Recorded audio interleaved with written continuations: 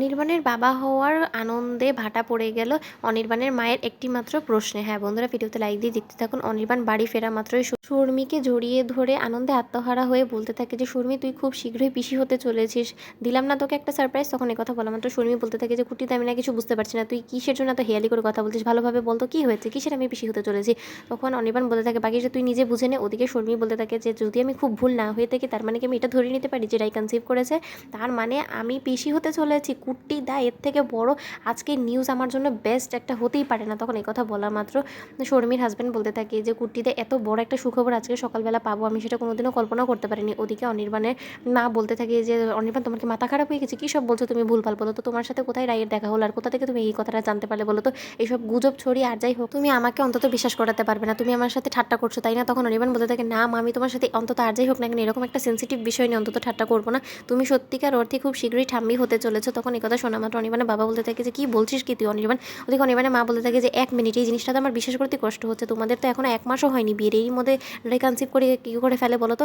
আমার তো এখনো বেশ মনে হচ্ছে যে সত্যিকার অর্থে যদি রাই কনসিভ করেও বসে তাহলে এই সন্তানটা আর যাই হোক না কেন তোমার তো মোটেও না। তখন এই কথা বলা মাত্র অনির্বাণ বলতে থাকে মা, তুমি তোমার মুখে লাগাম দিয়ে কথা বলো, তুমি কী সব বলছো বলো তো।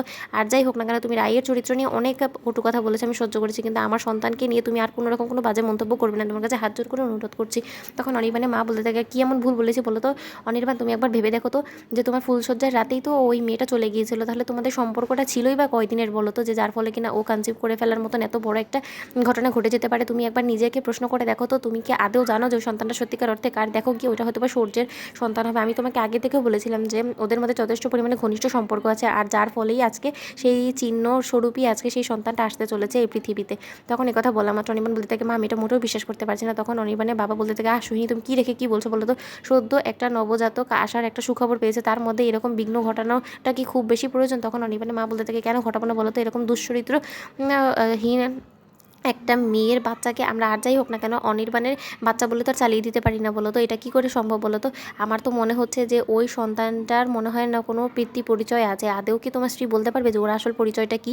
তখন কথা বলা মাত্র অনির্বাণ বলতে থাকে মা প্লিজ, আমার কানে না এই জিনিসটা খুব বেশি বিচ্ছে, আমি আর চাই না তোমার মুখ থেকে কোনো রকম কোনো নোংরা কথা বের হোক, আমি এর আগে কোনো কিছু তোমাকে উল্টোপাল্টা বলে ফেলি, তুমি প্লিজ আমার চোখের সামনে থেকে সরে যাও। তখন কথা বলা মাত্র অনির্বাণকে শর্মি বলতে থাকে যে দাদা ভাই, তুই কাম্মার কোনো কথা কোনো কিছু মনে করিস না, আমার তো এখন শুনে এক্সাইটেড মনে হচ্ছে যে কবে সেই ছোট্ট ছোট্ট হাত ছোট্ট ছোট্ট পা আমাদের বাড়িতে এসে হাঁটাহাঁটি করবে আর আমি সেটাকে খুব ভালোভাবে উপভোগ করব।